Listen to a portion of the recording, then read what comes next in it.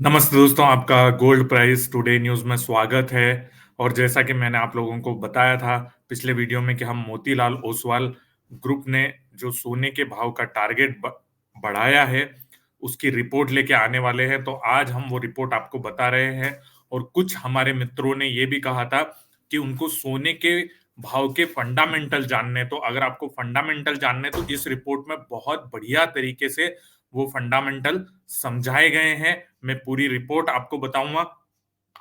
साथ ही अब मोतीलाल ओसवाल ने शॉर्ट टर्म और मीडियम टर्म इसके लिए क्या सोने के भाव का टारगेट दिया है वो भी मैं आपको बताऊंगा। आगे बढ़ने से पहले आप डिस्क्लेमर हमारा पढ़ लीजिए दोस्तों, ये बहुत ज्यादा जरूरी है। और हमारा ये पूरा एक मीडिया नेटवर्क है, हमारी वेबसाइट है, 80,000 ज्वेलर का फेसबुक ग्रुप है, 10,000 हमारे फेसबुक पेज पर फॉलोअर है, इंस्टाग्राम है, ट्विटर है, टेलीग्राम है। इनको भी आप फॉलो कर लीजिए। और हर प्लेटफॉर्म के हिसाब से हम अलग कंटेंट बनाते हैं, तो फॉलो लाइक सब्सक्राइब कर लीजिएगा दोस्तों। अब मैं शुरू करता हूं मोतीलाल ओसवाल की ग्रुप की रिपोर्ट, जिसे नवनीत दमानी जी, जो कि हेड ऑफ रिसर्च कमोडिटी और फॉरेक्स है, उन्होंने, और मानव मोदी, ये बुलियन एनालिस्ट, इन दोनों ने मिलकर इसको प्रिपेयर किया है। सो जो लोग फंडामेंटल जानना चाहते हैं तो कौन सी चीजें भाव को बढ़ा सकती है, उसमें सबसे पहला जो है जियो पॉलिटिकल टेंशन।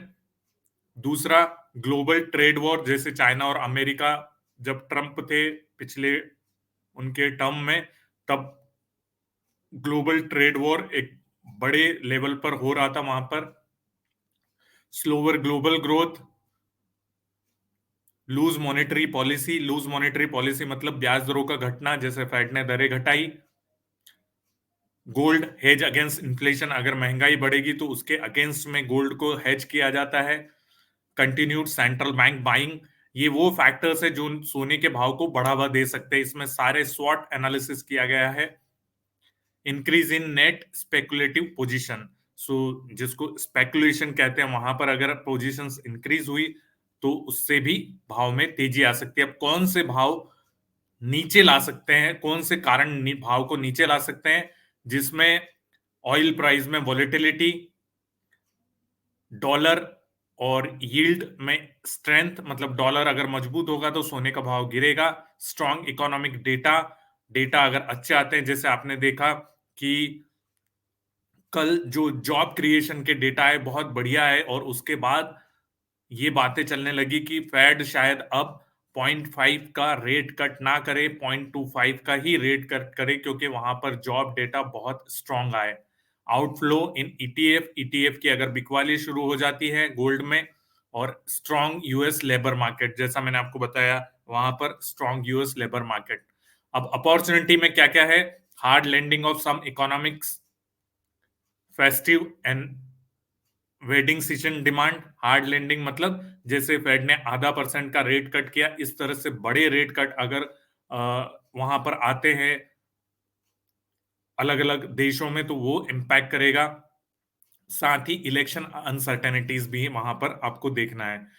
थ्रेट्स कौन से हैं? ग्लोबल टेंशन में अगर ईज ऑफ हो जाता है, सेंट्रल बैंक जो खरीदारी कर रहे हैं अगर वो अपनी खरीदारी बंद कर देते हैं, और sell off in speculative position, तो ये सारे जो फैक्टर्स हैं वो वहां पर उसको इम्पैक्ट कर सकते हैं। मैं आगे आपको पूरा बताने वाला हूं कि मोतीलाल ओसवाल का पहले का टारगेट क्या था और अब नया टारगेट शॉर्ट और लॉन्ग टर्म के लिए क्या है, वो मैं बताने वाला हूं। जिन लोगों को डेटा समझना है कि कौन कौन से डेटा अगर वो देख लेंगे तो सोने चांदी के भाव की चाल वो समझ पाएंगे, उसमें GDP, non farm payroll, unemployment rate, CPI महंगाई, retail sales, manufacturing PMI, service PMI और कंज्यूमर कॉन्फिडेंस के डेटा क्या आए हैं क्वार्टर में, आप देख सकते हैं वहां पर। तो ये डेटा अगर आपने देख लिए तो आप सोने चांदी के भाव की चाल को समझ पाएंगे। कौन से डेटा का इम्पैक्ट कैसा रहेगा तो भाव में उसका कैसा असर आएगा, उसके लिए मैं आपके लिए एक अलग वीडियो बनाऊंगा। अगर इसी वीडियो में बताऊंगा तो बहुत लंबा हो जाएगा दोस्तों। साथ ही यूएस का जो डेट ट्रबल है वो बढ़ता बढ़ता ही जा रहा है, वहां पर आप देख सकते हैं। सोने में जो है लॉन्ग बिल्टअप पोजीशंस बढ़ रही हैं, जैसा मोतीलाल ओसवाल ग्रुप के चार्ट से बताया गया है। साथ ही यहाँ पर आप अलग अलग जो रिटर्न है डिफरेंट इकोनॉमिक सिनारियो में, वो आप देख सकते हैं। मैं आपको अगर ये वाला चार्ट थोड़ा सा समझा देता हूं, क्योंकि ये बहुत जरूरी है वहां पर, कि अलग अलग इकोनॉमिक सिनारियो में अगर आप देखोगे, 2000 में डॉट कॉम बबल आया था, वहां पर रेट हाइक हुआ था, इंटरेस्ट रेट 1% वहां पर बढ़ा था।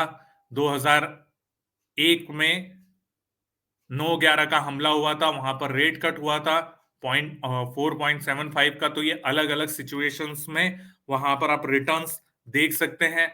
और जैसा मैंने आपको बताया भी था कल, कि 2006 से सोने ने कितना रिटर्न दिया है। एमसीएक्स पर अगर आप देखोगे, 6 में 21, 7 में 14, आठ आठ में 29% रिटर्न, 9 में 22%, 10 में 24%, 11 में 32%। तो जो आपके ग्राहक अभी बोलते हैं कि भाव बहुत ज्यादा है, आप उनको ये जो हमारे ज्वेलर भाई ये दिखा सकते हैं कि सोना जो है हर साल रिटर्न देकर ही जाता है। सिर्फ 2013, 14 और 15 में वहां पे 8, 6 और 7 का माइनस का रिटर्न दिया था एमसीएक्स पर।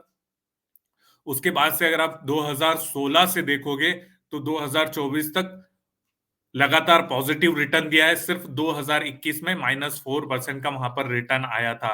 और इस साल तो सोने के भाव ने 30% का रिटर्न दिया है, और एमसीएक्स पर 20% का, क्योंकि वहां पर 9% की भारत में ड्यूटी में कटौती आई थी।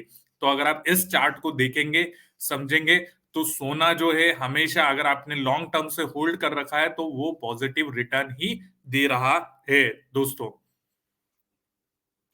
यहां पर जिन लोगों को फंडामेंटल समझने, फेड की ब्याज दरों पर जो चाल है, उसके दौरान सोने के भाव ने कितना रिटर्न दिया, जुलाई 2000 से दिसंबर 2003 तक वहां पर रेट में 5.5% की कटौती हुई थी, और 9/11 और टेक बबल था, वहां पर 50% गोल्ड ने रिटर्न दिया। जुलाई 2007 से दिसंबर 2008 फाइनेंशियल क्राइसिस था, वहां पर 33% रिटर्न सोने ने दिया, और रेट में कटौती वहां पर 5.25% की हुई थी। जनवरी 2009 से नवंबर 2015 बड़ा पीरियड है, वहां पर 15% का रिटर्न दिया। वहां पर फेड ने ब्याज दरों में एक स्थिरता बनाए रखी थी। फिर 2019 से 2020 18% का return. US China trade war, जैसा मैंने आपको बताया था, और कोविड भी वहां पर था, इस दौरान फेड ने 2.25% का रेट कट किया।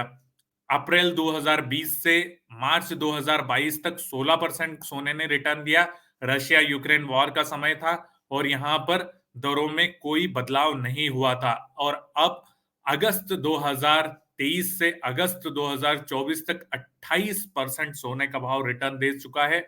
और यहां पर इसराइल और हमास वॉर, और no change after sharp hike, अभी सितंबर में रेट कटौती हुई है। तो आप देख सकते हैं अलग अलग सिनारियों में। साथ ही वहां पर ये बार्स आप देख सकते हैं अलग अलग साल में। सेंट्रल बैंक की जो पिछले 3 साल में खरीदारी है, वहां पर लंबे लंबे बार आप देख रहे हैं।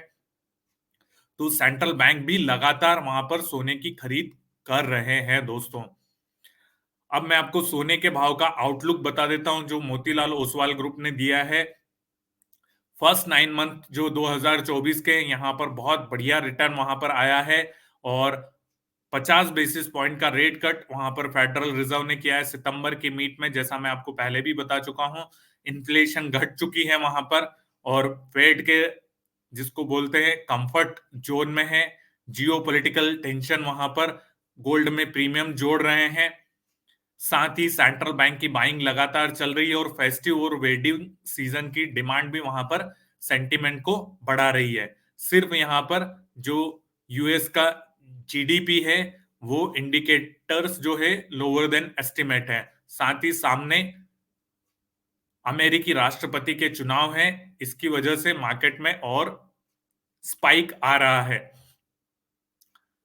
मोतीलाल ओसवाल ग्रुप का ने एक और बात ये कही है दोस्तों, कि वहां पर सोने के भाव में 5 से 6% की अगली जो तेजी आएगी, उससे पहले इनका ऐसा मानना है कि 5 से 6% की गिरावट संभव है। इनका ऐसा मानना है कि 2000 के बाद, साल 2000 के बाद से, यानी पिछले 24 साल में सोने ने कभी भी 32% का किसी एक साल में रिटर्न नहीं दिया। तो इनका ऐसा मानना है कि 5 से 7% की गिरावट, वो 5 से 6 नहीं दोस्तों, 5 से 7% है कि गिरावट अगली तेजी से पहले आ सकती है। पर ये कब आएगी, इन्होंने कोई मंथ या समय नहीं बताया है, सिर्फ ये कहा है कि वो आ सकती है। और इन्होंने अपना जो सोने के भाव का टारगेट है उसको 81,000 कर दिया है दोस्तों, भारतीय बाजार के लिए। और अगले 2 साल में इन्होंने जो है 86,000 का टारगेट दिया है। और इनका मानना है कि गिरावट आती है तो खरीदारी करनी चाहिए सोने में। ऐसा इनका मानना है कि अगर सोने के भाव गिरते हैं तो मोतीलाल ओसवाल ग्रुप ने यह सलाह दी है कि गिरावट में आप खरीदारी कर सकते हैं अगर भाव गिरते हैं तो। साथ ही पहले इन्होंने एमसीएक्स के भाव का जो लक्ष्य दिया था वो 76,000 दिया था, जो कि पार हो चुका है ऑलरेडी, वो लेवल निकल चुका है, इसलिए इन्होंने नई रिपोर्ट बनाई है। और कॉमिक्स पर इन्होंने 2650 का लक्ष्य दिया था, वो भी पूरा हो गया, इसलिए इन्होंने अब सोने के भाव का नया लक्ष्य 81,000 रुपए दिया है और अगले 2 साल में 86,000 रुपए सोने का भाव पहुंच सकता है। साथ ही कॉमेक्स पर सोना $2830 और लंबे समय में $3,000 तक भी जा सकता है दोस्तों। सो आपको मैंने पूरे फंडामेंटल बता दिए, भाव का लक्ष्य बता दिया। आपको वीडियो कैसा लगा हमें जरूर बताना दोस्तों वहां पर। और बदलते मौसम में एक पौधा जरूर लगाना है। उम्मीद है आप में से बहुत सारे लोगों ने लगाया होगा पौधा, और अगर आपने लगाया है तो हमें सूचना जरूर देना। और चैनल अच्छा लगता है तो लाइक, सब्सक्राइब, शेयर कीजिए दोस्तों। Thank you so much.